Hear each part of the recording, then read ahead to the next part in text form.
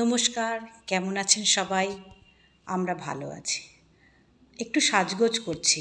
আজকে বড় আনন্দের দিন। কেন আনন্দের দিন সেটা বলছি। সেই গল্পটাই আজকে শেয়ার করব আপনাদের সাথে।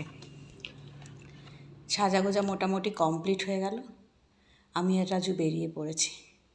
একটু যাব এয়ারপোর্টের দিকে। এই তো বিটি রোডে উঠে পড়লাম। এবার এয়ারপোর্টে যেতে আমাদের বাড়ি থেকে মোটামুটি 15 থেকে 20 মিনিট সময় লাগে। এয়ারপোর্টে পৌঁছে তারপরে আপনাদের সুখবরটা দেব। আজ একটা সুখবর আনতে যাচ্ছি। সুখবরটা এয়ারপোর্টে অপেক্ষা করছে আমাদের জন্য। সোদপুর ফ্লাইওভার ক্রস করলাম। যত কাছে যাচ্ছি তত আনন্দ যেন দ্বিগুণ দ্বিগুণ করে বাড়ছে। চলে এসেছি আমরা কল্যাণী এক্সপ্রেসওয়ের কাছাকাছি। এবারে কল্যাণী এক্সপ্রেসওয়েতে উঠব। এখন কল্যাণী এক্সপ্রেসওয়ে দিয়ে চলছি।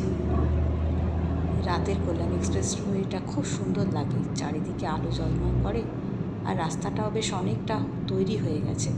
তবে বেলঘরিয়ার দিকে রাস্তাটা এখনও তৈরি হয়নি, কিন্তু সোদপুর থেকে কল্যাণী পর্যন্ত রাস্তাটা দেখুন। এটা দেখে যদি কিছু একটু বুঝতে পারেন,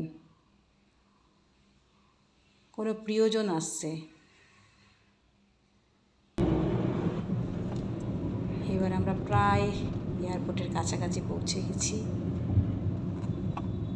আমার এক প্রিয়জন আজকে আসছে, এয়ারপোর্টে দাঁড়িয়ে আছে আমাদেরই অপেক্ষায়। ঢুকে পড়লাম এয়ারপোর্টের গেটে।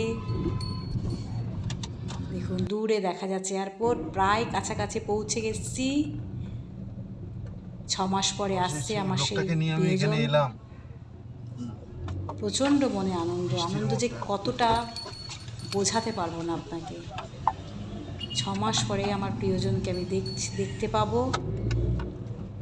ওই যে দূরে এয়ারপোর্ট। এখন ভাবছি কত তাড়াতাড়ি পৌঁছাবো।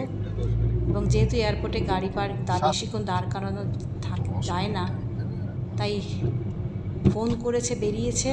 তারপরে আমরা এয়ারপোর্ট এরিয়াতে ঢুকলাম। এই যে চলে এসেছি, দেখুন একদম এয়ারপোর্টের কাছাকাছি চলে এসেছি। আপনারা আরেকটু পরে আনন্দ পাবেন আমার কথা শোনার পরে।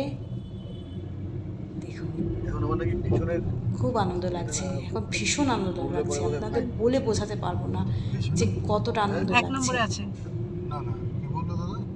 এই চলে আসলাম। দেখুন বলেছে 1 নম্বর গেটে দাঁড়িয়ে আছে, তাই ক্যামেরাটা 1 নম্বর গেটের দিকেই করে দিলাম। এবার খুঁজছি কোথায় দাঁড়িয়ে আছে, কোথায় দাঁড়িয়ে আছে। এখনো দেখতে পাইনি, এবার মনে হচ্ছে পাবো। এই এবার দেখো ওই যে দাঁড়িয়ে আছে নীল সুটকের সাথে আমার মেয়ে। 6 মাস পরে আজকে বাড়ি ফিরলো। মনে প্রচণ্ড আনন্দ আমার। 6 মাস পরে তাকে দেখবো, ছুঁবো, আনন্দ উপভোগ করব।